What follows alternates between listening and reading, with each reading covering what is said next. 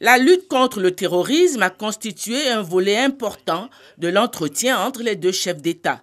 L'engagement de la France aux côtés des pays de la sous-région ouest-africaine dans la lutte contre le terrorisme a été réaffirmé par le président Emmanuel Macron. Dans le cadre de cet engagement, la France apporte son appui à la Côte d'Ivoire dans la création de l'Académie internationale de lutte contre le terrorisme en cours de réalisation en Côte d'Ivoire. Le ministre d'État, ministre de la Défense Ahmed Bakayoko, a fait une présentation du projet devant le chef de l'État français. Cette académie nous permettra d'avoir des experts capables de comprendre le fonctionnement des organisations terroristes, leur mode d'action et la typologie de leur financement. Excellences, Messieurs les Présidents de la République, Mesdames et Messieurs, l'Académie est un projet ambitieux porté par la Côte d'Ivoire et la France à dimension internationale pour la sauvegarde de la paix dans la région ouest-africaine, mais aussi dans le monde entier. L'Académie s'installe sur un espace de 1100 hectares à Jacquesville, situé à 30 km à l'ouest d'Abidjan. Les travaux ont déjà démarré par le terrassement et s'achèveront au mois de septembre 2020. Le coût global de ce projet est de 60 millions d'euros, dont 21 millions déjà mobilisés. Dans cette lutte contre le terrorisme, les pays de la sous-région ouest-africaine entendent aussi apporter leur concours au coût financier de cette lutte. Je voudrais à nouveau vous remercier pour l'engagement de la France à nos côtés, pour lutter contre ce fléau, à travers notamment l'opération Barkhane et le G5 Sahel.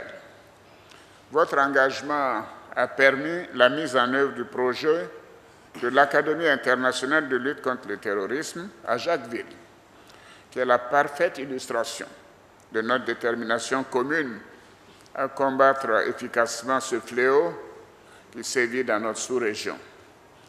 Dans le cadre de la lutte contre le terrorisme, les pays de l'UMOA, l'Union économique et monétaire ouest-africaine, ont décidé de contribuer à hauteur de 500 millions de dollars au financement du plan commun de lutte contre le terrorisme, mis en place en septembre dernier par la CEDEAO, et de mettre immédiatement à disposition 100 millions de dollars pour le Niger, le Mali et le Burkina Faso. Ceci a été confirmé à l'occasion du sommet de la CEDEAO. Le chef de l'État français a cependant déploré que l'engagement de la France soit l'objet de vives critiques de la part des Africains. Vous avez eu l'amitié, Monsieur le Président, de rappeler l'opération Barkhane. Il y a aussi la contribution à cette opération des FFCI. J'ai eu l'occasion de leur rendre hommage hier. Mais il y a aussi votre propre implication, dont je vous remercie et dont je sais qu'elle ne cessera de se renforcer. Et nous avons discuté de certains de ces termes à l'instant ensemble. C'est le sens du déploiement du bataillon ivoirien au sein de la MINUSMA au Mali. Et je vous en remercie très profondément parce que c'est à la fois un apport extrêmement structurant, mais aussi le témoignage de votre engagement. C'est aussi le soutien que vous avez rappelé de l'UMOA qui s'est engagé à apporter aux pays de la zone des trois frontières, le Mali, le Burkina, le Niger, l'apport que vous avez rappelé tout à l'heure. Et je souhaite qu'ensemble, nous puissions continuer à œuvrer, qu'il s'agisse de formation, de capacité, de coopération et de lutte contre le terrorisme, encore davantage dans cette région, car évidemment, ce qui se passe aujourd'hui au Sahel, et tout particulièrement au Burkina Faso, a un impact direct, y compris sur votre pays.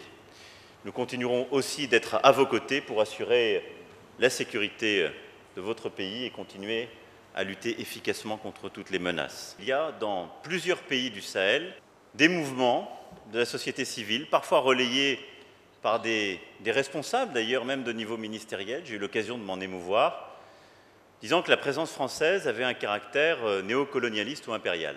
J'ai noté il y a quelques jours les déclarations extrêmement claires du président Issoufou comme du parti présidentiel qui a eu le courage de dire « c'est à la demande du Niger que la France est présente, c'est pour défendre le Niger que la France est présente et que les soldats français sont là. » J'attends la même clarté de tous les dirigeants, la même clarté et le même engagement. Et c'est simple, tout le monde a des opinions publiques. Mais je ne peux pas demander à nos soldats de prendre des risques pour lutter contre le terrorisme et la sécurité de pays, et de l'autre côté, d'avoir des opinions publiques de ces mêmes pays qui croient à des contre-vérités auxquelles on leur laisse croire. Et donc, ce que j'attends de chacun, c'est une prise de responsabilité, c'est un discours de vérité.